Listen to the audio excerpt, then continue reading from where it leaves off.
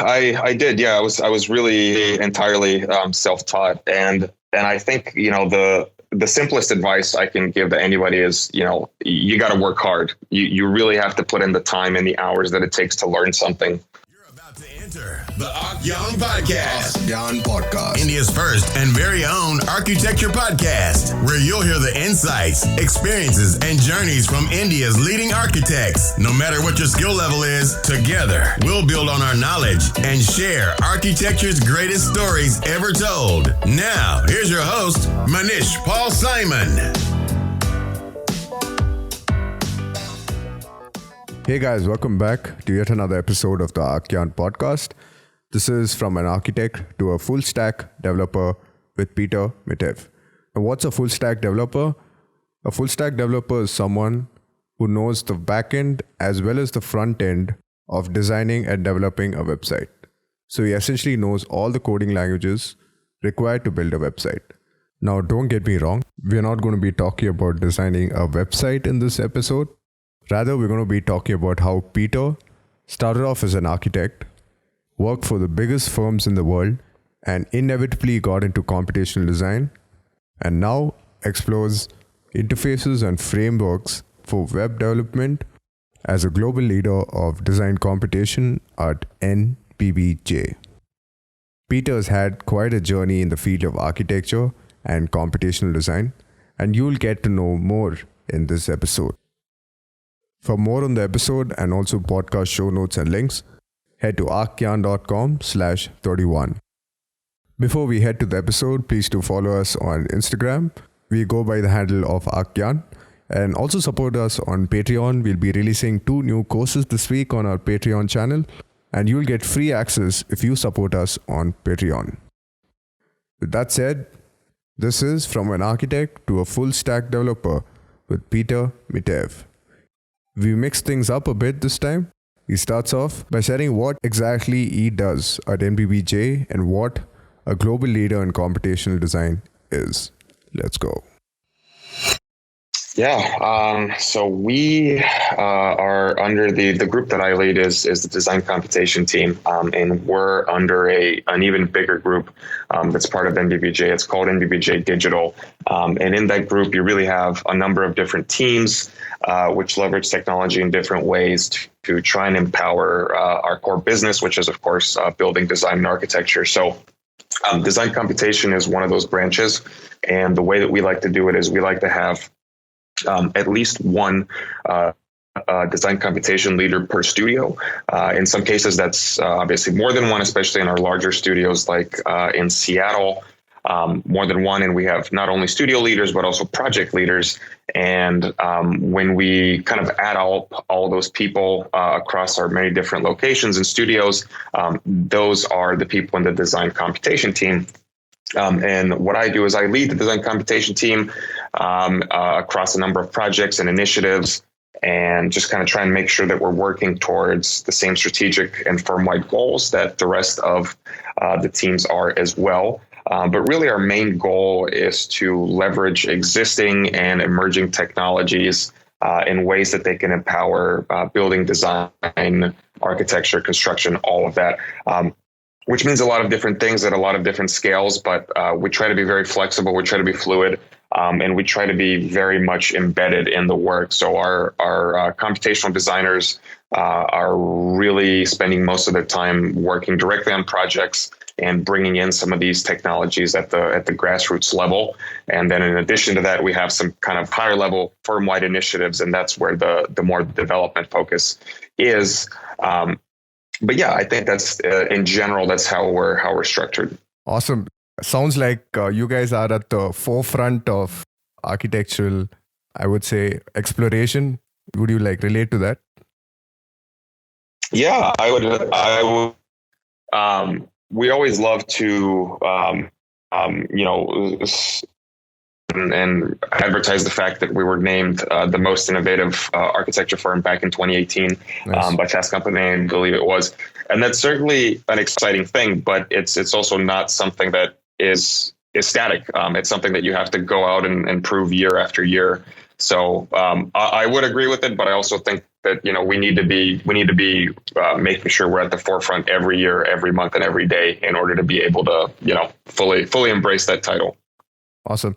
So could you tell us the different projects that you work on? So my understanding would be, if I'm not really into computational design, is that you're directly working on actual projects, or is it that you're working on maybe software projects? Yeah, I'd say it's a mixture of both. Okay. I think primarily where the bulk of design computation work happens is directly in the project, related to the project. Mm-hmm. So if it's something like we think about the Amazon spheres. Spheres is a really good example. We did a facade rationalization exercise for that in order to make that organic facade buildable. But that's a design problem that's very, very specific to that project. Mm-hmm. And I'd say that's where the majority of our team is spending their time on. And then in addition to that, we have these initiatives which are more in the realm of software projects, which can be used by designers or can be used by other supporting entities in the firm. And in that respect, our big focus recently has been building performance and human performance. So we have a kind of a long-lasting partnership with some researchers across the world. The one that we've been working the most with is John Medina, and he is at the University of Washington. I believe he's a molecular neuroscientist. So we've been working with him to get research about how spatial elements, spatial moves that come out of design and space planning can affect humans and human performance. And his research is really tied around the central concept of stress. And he's articulated that is a huge driver of human performance in space. So our current initiatives are really focused about taking pieces of his research and creating them into analytical tools, which we can use on our designs to ideally have a positive impact on our clients and the inhabitants of their spaces, which is very critical in every aspect. But for us, it's extra critical because we do a lot of work in healthcare, and the performance of nurses and doctors is absolutely of chief importance when they're dealing with human lives. So that's been where our initiatives are focused at, I think, primarily. And we've also started to shift towards building performance as well. We created a design performance group, and we're working on a number of initiatives for them to kind of start building the culture around this design performance. So in NBBJ, it's since you're a subgroup of the main digital group, you guys always have this constant collaboration with other teams working towards maybe a software which would help in building up a project, or is it just that you guys focus only on the software? Like you spoke about building efficiency, right? Yeah, we try to be as integrated as possible. Yeah. That I've learned in my career, and I think one thing that we've observed here is that if you start separating those different pieces, it's not as effective. If we were to all kind of stay siloed, or even worse, if we were to contract some of this work out, I think we lose on a lot of expertise and knowledge that's very specific to our work and our culture. So we try to work together as much as possible. Something like a development effort. We have user group meetings. We have stakeholder meetings. When we design the software, we're always doing it with all the relevant stakeholders in the room. So even if it's slightly a technical discussion, we do our best to make sure that everybody can have a voice and everybody can participate in the process. Because at the end of the day, if we deliver a solution that isn't used or isn't effective, it's just a loss of value. It's a loss of value, and it's a loss of time, and it's just not something that we want to do. So yeah, we try to open the process as much as we can, and it's a changing thing. It's an ever changing thing. Sometimes we think we did it right, and then we learn that there were ways that we could have done it better, include more people, include more voices, which makes it tougher, but it does lead to a better product. So that's something that we try to do as much as we can. Cool. So sounds like you guys are the cool guys in the office, right? Compared to... That's what we tell ourselves, but I don't know if everybody agrees. Yeah, compared to like the BIM team. There's also a BIM team, right? In NBBJ? Yeah. Yeah, the BIM team is actually a lot larger. I mean, and that makes sense though, because BIM is I mean, in this year, in this day and age, BIM is absolutely central to all, I'd say every single project that we do. And clients are getting more BIM savvy and BIM competent, and partners are as well. Engineers, construction companies, they're really starting to use the technology to its, capacity. So the BIM team is a lot larger, but yes, that's also another good example of a team that we very closely collaborate with. We try to use the same channels of communication. We try to share ideas and problems because the BIM team is also very much close to our core business, our design, and more on the delivery side, I'd say a little bit. But nevertheless, there's a lot of opportunities there that we can address to make ourselves more efficient, more effective. And yeah, we really rely on that team. And I'm actually partially on the BIM team as well. I wear a bunch of different hats. Nice. So we share that need, and we share those resources, and yeah. Awesome. Your team would be like the R&D of the company, and in a way, you sort of increase the efficiency, and the time frame of making a project reduces as in when you grow, right? Yeah, I would agree. Yes, again with a little bit of asterisk. We do a fair bit of exploration, which might be in the realm of R&D, but I think we maintain a focus on how we do it and why we do it. Yes, there is research that has to happen, but we always try to tie it to a project need and a project question. We try not to do explorations just for the sake of explorations. We always want to make sure we're answering a question that has the potential to deliver business value and project value to the things that we do. But yeah, I'd say given that once we have a direction and a specific thing that we're trying to solve, we make sure we have the right opportunity, the right resources, and we go about exploring it. Awesome. I would like to know how you ended up where you are right now. So could you take us through your career and how you got into architecture and then inevitably become a computational designer and now a global leader? Yeah, it's a long one. I'll try and give you the abbreviated version, and then you can see if there's any specifics we want to dive into.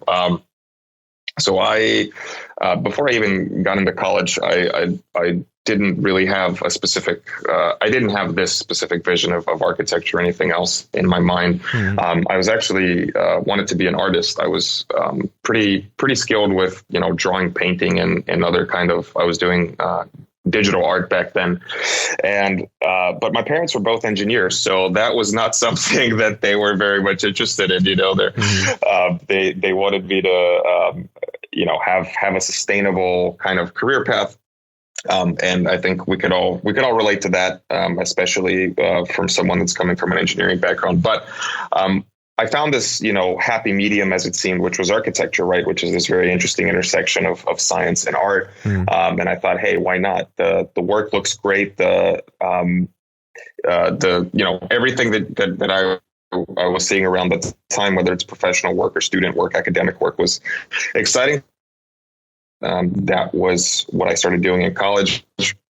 And I did my bachelor's and master's degree in architecture at the University of Cincinnati. And the good thing about that program was that we would be alternating internship semesters and professional practice semester. So we would, go to school for one semester and then go work at a firm for another semester. And I got to really work around the country and around the world. Nice. And exposed me to a lot of different parts of the practice. I was kind of really all over the place. I worked on a number of different, tasks and teams and studios. So it was very much an eye-opening thing. I graduated. And when I did, I was lucky enough to make the team at Kierentimberlake. Kierentimberlake, yeah. Yeah, so I started Kierentimberlake around that time, which was a great studio, great architecture firm, long history and culture of design and design, I think. And I started as an architect originally. It was on a project there that really started pushing me towards this other side and more in the technology realm of things. We we were doing some work for the University of Washington student housing, and I was working on a particular building and really trying to get it as tall as the client wanted, because they wanted to fit a certain number of students had to be able to fit inside this building. Right. And I was running into an issue because it was very much based on the local code. Basically, the level of topography around how high you can make the building. So at one point, I kind of, we went back and forth with the city on this for weeks, months, it seemed like. And at one point, I looked at my timesheet and I realized that I've spent, something like a month on figuring out this problem, which still isn't figured out because the city is not letting us, get to this height. And that was when I started trying to pick up some of these computational tools and see if there was a mathematical way to automate the rationalization of the problem. And I think that was kind of the start, really. And after that, I did figure out some solutions, and it really opened my eyes to this other way of doing things. And I slowly started implementing, things like automation, things like analysis, just to help me get my work done a little bit more effectively. And it wasn't long after that I moved from the proper architecture side of Kierentimberlake to the research group. We actually started the design computation core within the research group in Kierentimberlake with Christopher Connick, who's currently the director of design computation over there. So that was my entry into that world. And I think after some time there, that was when I then made the transition to NBBJ, had an opportunity to be closer to family and do some other things at a little bit of a bigger scale. Started here initially as a studio BIM and computation lead, and kind of shortly on, I took the firm-wide role of leadership of the design computation team, and that's kind of where I am now. I'm working with our director of design innovation and our chief technology officer. Working with those two to figure out the correct trajectory for the firm in terms of digital strategy and implement it throughout the team. Awesome. I would like to ask you, what were the first tools that led you to the path of computation? Let me guess, was it Grasshopper? Yeah, that's a good guess. Yes, and that was one of the two. It was Grasshopper and Dynamo really got me started. The project I was referring to in the University of Washington was obviously it was delivered in Revit, and at the time I was using Dynamo to automate that specific problem of the average grade plane. And parallel to that, we were doing a lot of design studies in Rhino, and obviously Grasshopper is there, which opened my eyes to that tool. And, it wasn't very long after that I started jumping into Python. I think was my very first kind of textual coding language. It's supported in Grasshopper. It's supported in Dynamo. So it was kind of a very, very natural evolution for me to go to visual to textual in that environment. Nice. And now you're into JavaScript and also creating interfaces, right? So could you tell us more about that? Yeah. I think with at one point, the ceiling which you reach with those with kind of visual programming, I think made itself apparent. You can do some absolutely phenomenal and effective things. Don't get me wrong. I'm not trying to put down visual programming, but when I started thinking about the scale of where I was of, NBBJ, we have a lot of people. We have, I think, 800, 900, and we're constantly growing. Wow. And I really needed something that can support that scale and something that everyone can relate to and use without, needing this bespoke computational knowledge. So, the first thing that I got into was WPF on Windows, and that was because I was doing Revit add-ins. And it wasn't long after that I kind of, I see the same trend that everybody else sees in terms of moving to the web. If you look at major tech companies, Amazon, Microsoft, all of them, they have moved and started to move a lot of their services to the web. Autodesk is no different. We have Forge, we have BIM 360. These are all web-based tools. And The reason is accessibility. They can really ensure that all of their clients have as much access as they can to the tools that they create. And it's no different for us. I want everybody to have access to the things that we build. So we started looking at web as an architecture, which then, of course, pushed us into frameworks for web development.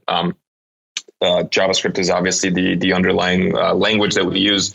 CSS, HTML, also, of course, critical in building up those interfaces. But we adopted the Vue.js framework just to on a more technical side, I guess, because of its speed and ease of use for developers. And that's kind of our technical side of things. But on the less technical side, we also started working with UI, UX designers, graphics people, to really try and tailor these experiences and be very deliberate and intentional about the things that we create. And that has been, I mean, truly a positive experience. And I recommend something like that to everyone, really, because you can have the logic in your mind, you can have the function, and you can be certain of what you need to do in order to create value. But there's always this barrier when you present people with it, because they don't communicate and interact with things in the same way that you do. That's just, it's not guaranteed at all. And it really makes a difference when you start thinking about how people are going to engage with this thing, how they're going to use it, and how you can improve that. So we've been continuing to strengthen that relationship, and we're continuing to do that on new initiatives and current projects. And it's not easy sometimes. Honestly, you have to implement a somewhat specific vision. But I think if it ensures that more people see and use what you've created, then it's all worth it. Right. And what are the projects which you're talking about, like which is already realized or come out? Yeah. So we haven't unfortunately released anything publicly right. about the work that I'm talking about. I'm hoping that we will have some materials to market and share publicly, probably midway through this year. It's a suite of tools that we're building related to the analysis of human and building performance, kind of like I alluded to earlier. And for the time being, they're internal only, as has been our history in the past of doing things specific to our designs. But there is kind of an ongoing discussion that we always have, and we ask the question of, does it make sense to share this publicly in terms of not just seeing what it is, but even being able to use it. So that's something that we might review in the future, and that'll really be up to our firm leadership to see if it aligns with our goals to be creating things for external usage. But for now, at the very least, we'll hopefully be able to release some visuals closer to midway this year. Awesome. All right. From an hiring perspective, right? You're an architect and then you transitioned into coding. Do you feel that there are the firms these days are looking out for more architects with a good coding background rather than just normal architects? I think the demand for that position has definitely increased. I mean, without a doubt, and it's increased a lot in a very short amount of time, I have to say. And I don't know that it necessarily matters that it's specific, to coding or visual programming, but I think it is specific to being able to wield technology a lot more fluidly and fluently. And this title or this role of computational designer or computational specialist means a lot of different things to a lot of different people and a lot of different firms, which is perfectly fine. But I think it's also illustrative of the fact that we all use very different tools and technologies to get our work done, which is exciting. And it means that we have a great platform and a great toolkit to be able to use it. But I think demand has been growing. Absolutely. I see postings for that specific role, the design computation specialist or leader. And I mean, I think to five years ago or 3 years ago, even 4 years ago, and that wasn't so common. You would see the biggest companies maybe are asking for that, maybe NBBJ and maybe, Woods Bagot or WeWork. But it wasn't the majority of them. And I think you're seeing more and more of it now. And I think we'll continue to see more and more of it as this becomes itself an effective method of thinking about the work. Awesome. You picked up on all these skills in a short period of time, right? So, but how did you make it happen? And like, what advice would you give to someone who really has no clue about computation, but really wants to get into it? Yeah, I did. Yeah, I was really entirely self-taught, and I think the simplest advice I can give to anybody is you got to work hard. You really have to put in the time and the hours that it takes to learn something.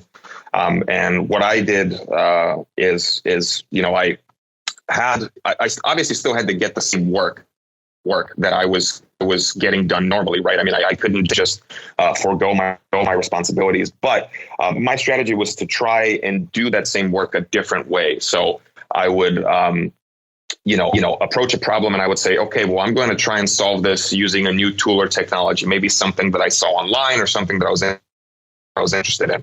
And I would spend my time trying to do it this new way, which obviously takes more time and it's risky. It's risky because if I don't get this new method to work, then I have to not only devote the time that I've devoted to exploring it, but then I have to spend an extra amount of time and do it the old fashioned way or whatever way I was doing it before. And I'm not going to lie, that results in some long nights and it results in some long weekends. There's no way around it. But at a certain point, you start building experience, you start building knowledge, and those kinds of, I don't want to call them failures, but those kinds of instances where you have to spend double the time, they grow less and less and less and less. And at one point, you are completely adept and experienced enough to look at a problem and say, okay, this is the technology for this problem. This is how it wants to be done. And I know that I can do it this way. And there's a much smaller percent risk that you're going to have to, blow up all the work because it didn't pan out like you thought and do it the right or do it the old way. So, I mean, yeah, that's definitely one way. And then the other thing that I have to mention is, seek out resources and people. The great thing about the time that we live in now is that there are so many resources online on YouTube, Udemy, LinkedIn Learning. There's all these e-learning platforms. And there's social media as well, where people like myself, like other open source contributors, like, Andrew Human, for example, Brian Ringley. NBBJ as well, right? He worked for NBBJ. Right, unfortunately, he's currently at Hypar. Okay. But he's brilliant. And there's a lot of other people that are brilliant that are very easy to reach out to on social media, whether it's LinkedIn or something else, Twitter, and just ask them a question. If they're the creator of the tool that you're interested in, just ask them a question. And maybe they might be able to point you to the right path. So the good thing is that we're all very connected and there's a lot of resources, but it still takes time and somebody needs to say, okay, I'm going to devote this time and I'm just going to do it. Awesome. All right. I want to talk about, I don't know if it's still a buzzword in architecture, but how much of machine learning and artificial intelligence is being implemented in architecture or maybe projects? Yeah, I'd say, I think that's probably going to be a buzzword for a while, unfortunately. I'm going to be pretty brutally honest. I don't think there is really any significant application. I've seen a lot of research projects.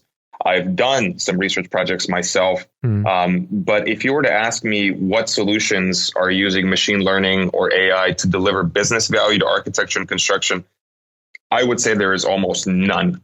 And I would say the ones that are there are very much on the construction side. So a couple of examples is the robotics being developed by Boston Dynamics. And that's where Brian Ringley works. Those are used for a number of different things. They patrol a job site. They use computer vision to detect safety violations. They look out for people that may be injured or hurt and can't communicate. So those are very tangible problems, but they are also very much in the construction industry. And we should also keep in mind that the construction industry has a much, much bigger budget than architecture and design. So it makes sense. That's not something that's out of the ordinary. But I think when you bring it back to architecture and design, I really think these solutions are minimal, bar none. I really can't think of anything. I mean, I've seen some demos. I've seen research projects of generative design using, maybe it was trained using an adversarial generative network or something like that. But I don't see the impact on business value. And because I don't see the impact on business value quite yet, then I can't say that it's very common. Is it because of a lack of data? I think that's part of it. I mean, part of it is a lack of data, but the other part of it is that this is very domain specific that requires experts to implement. And I'll cite Thornton Tomasetti. They've begun things to do what I would call the correct way, meaning that they had a series of problems that they thought could be solved by machine learning, and they hired a machine learning expert in order to guide them. Rather than kind of doing this research unguided exploration, they hired an expert, and they're leveraging him to help them find the technical solution to their problem and implement it the right way. And I think that's critical. I think that's absolutely critical. And I think without those kinds of experts, that we won't really get too far. Nice. And have you started taking courses on AI and machine learning? I did some back in the day. My particular area of interest was natural language processing. I've done some, and then I've always also just done personal projects because I personally like to learn by exploration. So I have, but again, most of it has been research projects, and I haven't really found anything compelling enough to implement in terms of a business ready solution, just due to the cost and the time that it takes. And if an opportunity were to come up, I think at least I'm ready in terms of knowing what tools and technologies we can leverage. But currently, no, I haven't implemented any of my projects in business ready solutions. All right. I'd like to just ask you, like, maybe in 10 years from now, do you feel that a lot of architects are going to be replaced by algorithms and probably even robots? Yeah, I would say absolutely not. Okay. And I know that's a popular question to ask. But I think, first it's just even worth looking back throughout history. I mean, just look at the past 2,000 years, and I think you'll find a lot of examples where people ask themselves, is this new technology going to replace these people? Is the steam engine going to replace people? Is the printing press going to replace people? And undoubtedly, I think it displaces people temporarily, but I don't think it can't really replace anybody, because when you look at how society evolves, past those technical innovations, people always find somewhere else to go. When one question gets solved, when one problem gets solved, it just means that we move on to another one. Absolutely. And when I look at something like architecture and design, the problems that we might be able to solve with algorithms and with AI are, let's call it a handful, but there are so many other problems that then we are free to think about as humans and as designers. And I'm sure that, we don't even see the full breadth of them now. But we will. I think we will. And the tasks that we will be able to automate or get done with machine learning and AI are probably not the tasks that we really want to spend time doing anyway. So in that sense, I'm looking forward to improving the technology so that we can really start taking more time for the tasks that we want to do.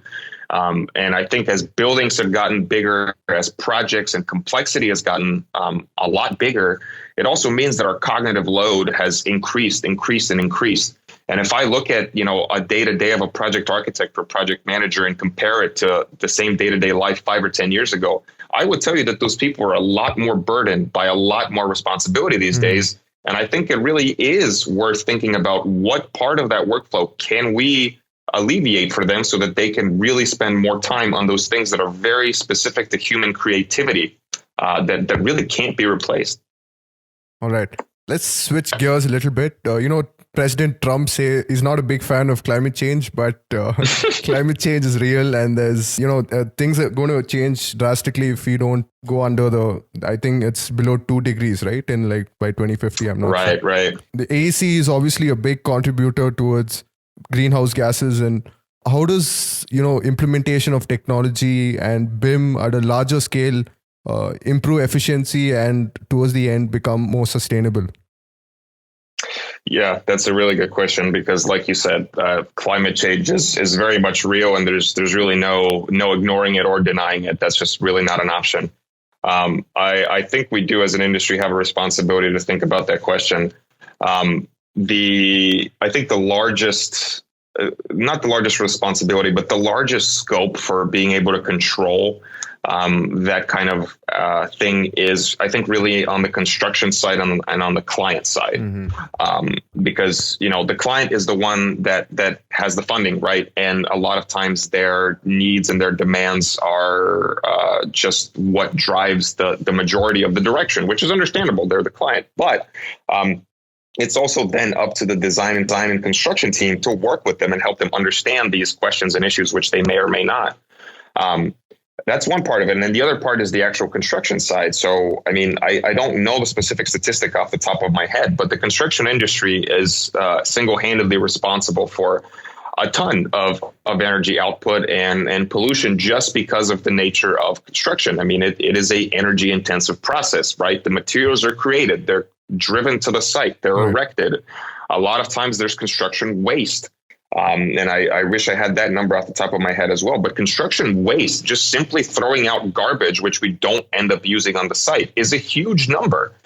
And I think that is something that only they can address because, as we all know, being architects, when you're on the construction site, there's only one person in charge. It's the contractor. It's the construction company. We don't get to say anything. For the most part, right? We make reports and we make recommendations, but we don't have the scope or agency to control that. So, what we do have is the scope and agency to talk as a team with the client, with the contractor, and make sure that we're doing things the right way. So, like I said, internally, we don't have a long history of doing that kind of work, but we're making sure to change that. We started our design performance group. We are capturing sustainability metrics for all projects going forward. And we are going to start the long journey of being proactive and responsible about this kind of information and leveraging things like our BIM models.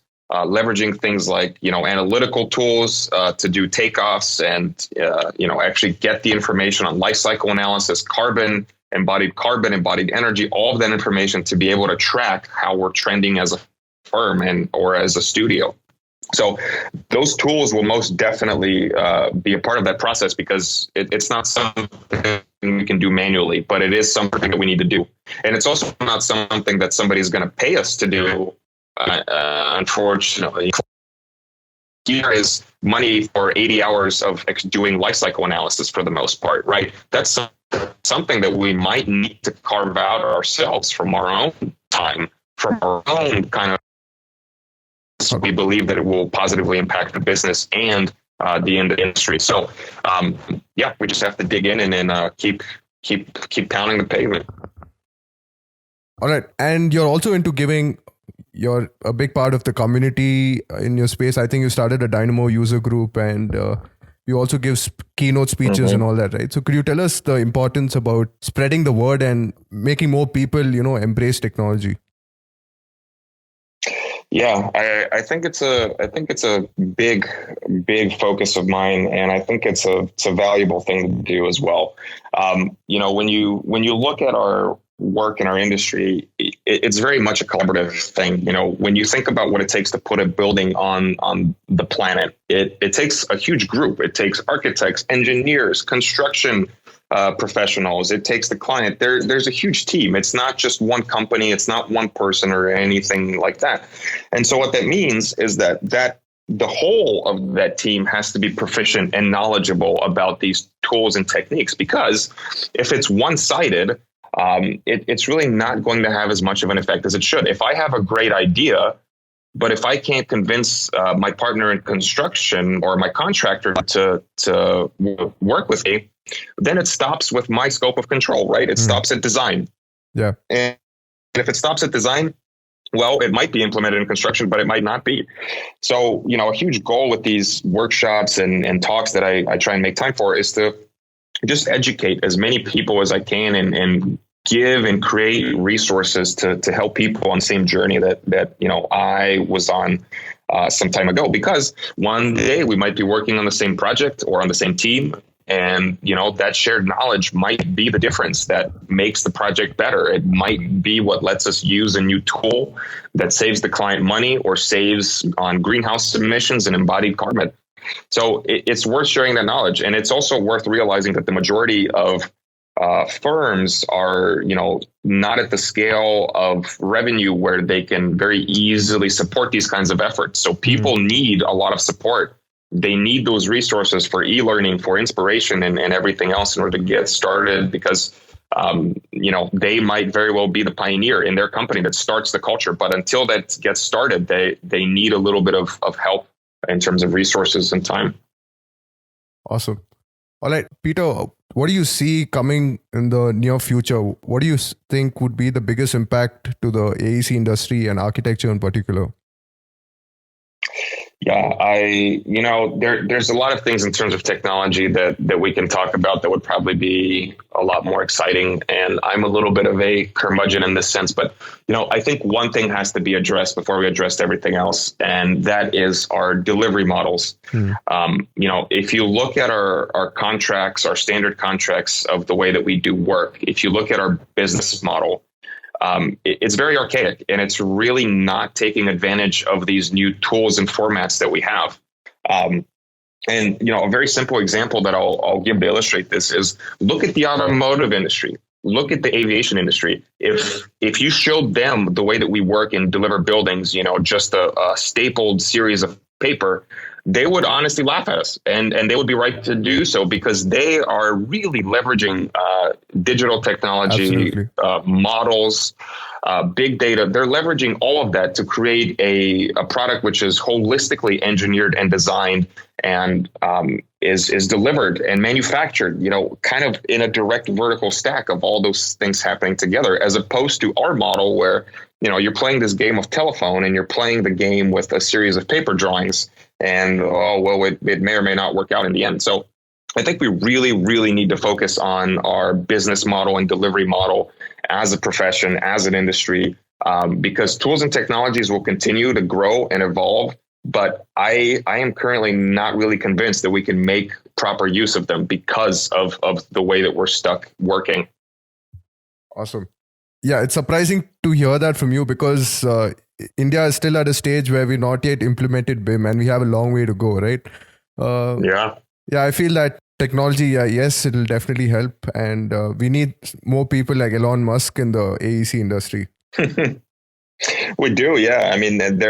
But luckily, there is a lot of activity in that space. I think startups, you look at Hypar, you look at TestFit, there's people doing interesting work, and they're asking interesting questions. And I think the industry is waking up to all of that. And hopefully it will reach business leaders, because we have to change the way that we work if we want to start making use of these things properly. All right.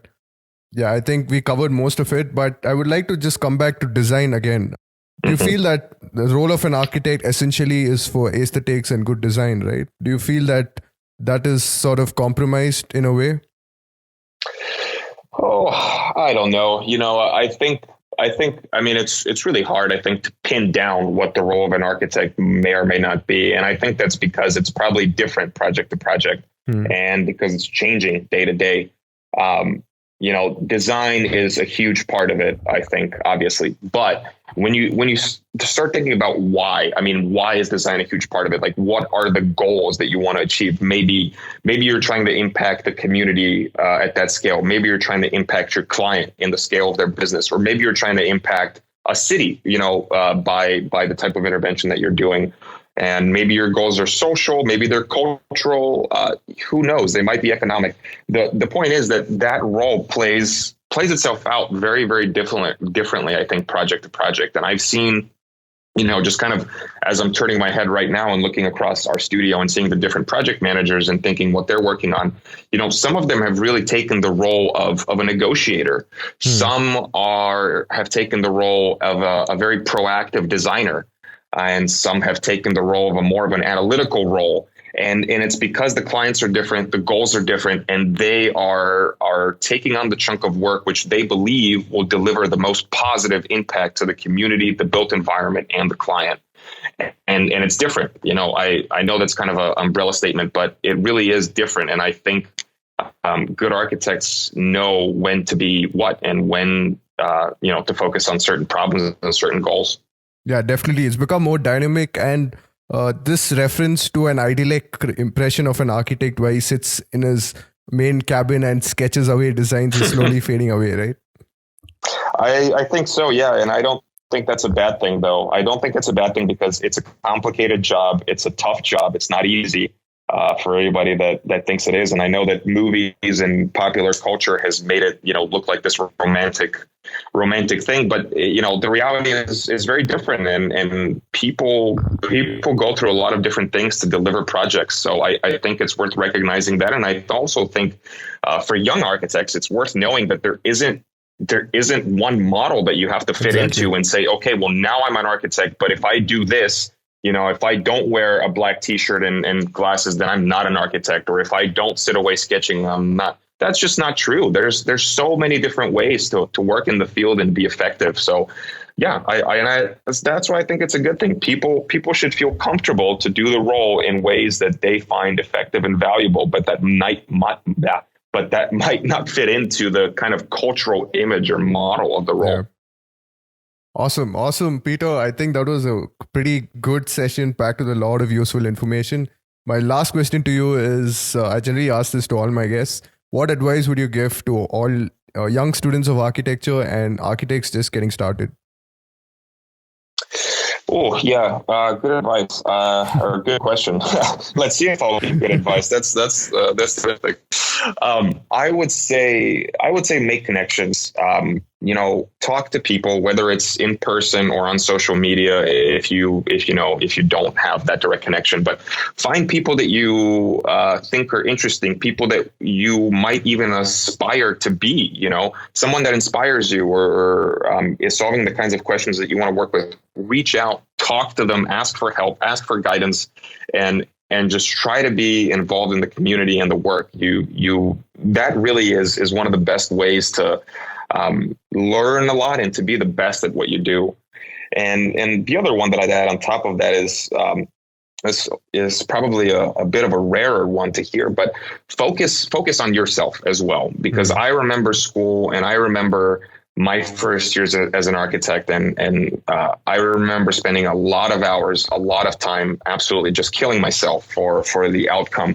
And I think it's worth just keeping in mind that you need to take care of yourself. You need to make time for yourself because this profession and life is a marathon. It's not a sprint. If you are dedicated and you are learning and you're doing things, you will get to where you need to get. I promise you.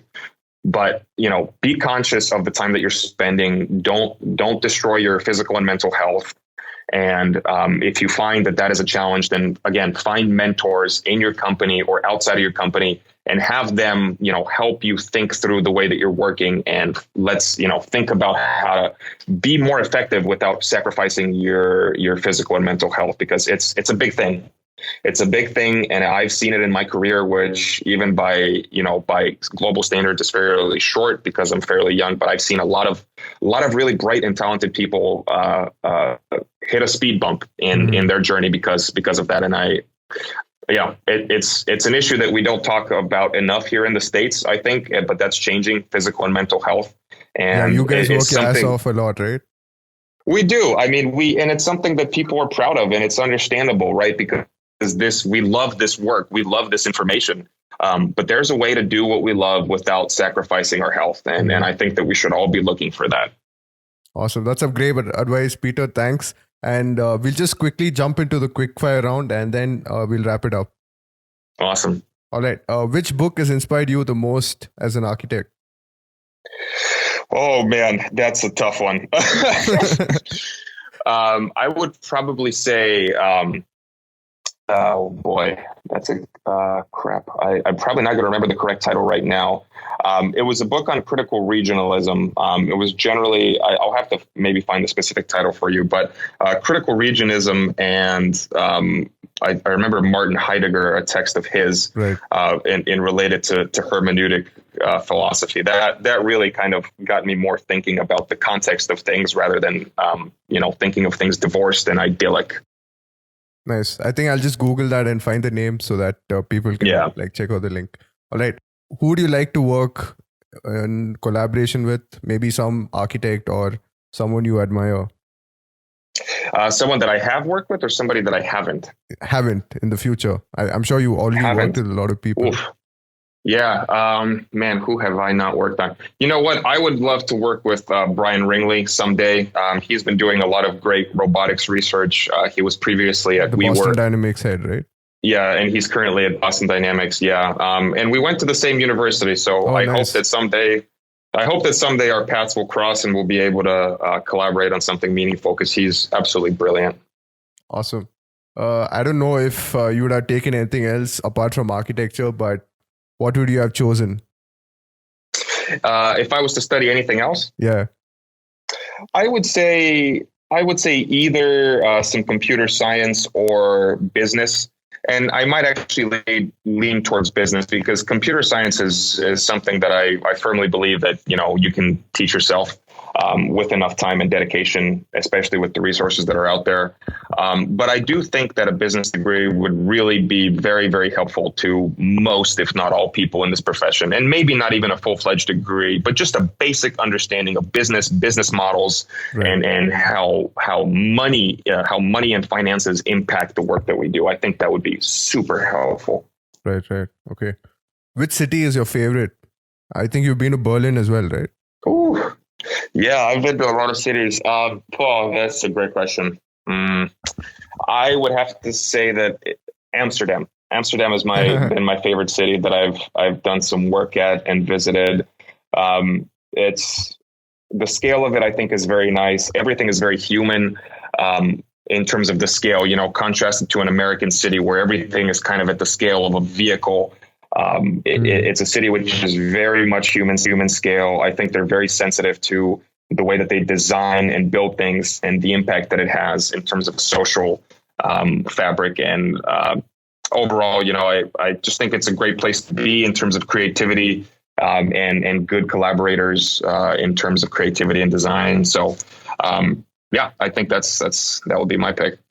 All right. And what does a daily routine in your life look like, right from you wake up? Oh man, what is it? It looks pretty scary. I got to tell you, it's being on the phone a lot, increasingly more so. As our team is growing, I try to be available and support everybody that I can.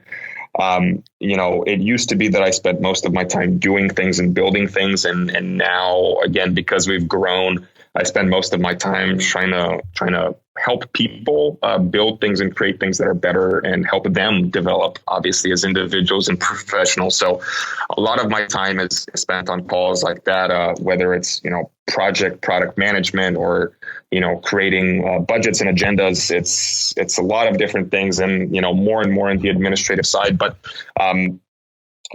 again, if it makes a difference in terms of a multiplicative addition of value, meaning that I am, multiplying the output of other people rather than just simply adding my output, as long as it's that, I think we're in the right place. And as long as people are developing in the ways that they are and becoming better and better because of my time and feedback, then, that's a day spent well and effectively, in my opinion.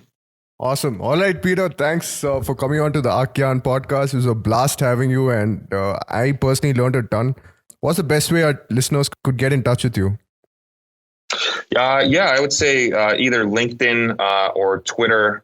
My handle is MITEVPI on Twitter and pretty much everything else. So feel free to follow me there or connect on LinkedIn. And send a message if you have anything you want to talk about.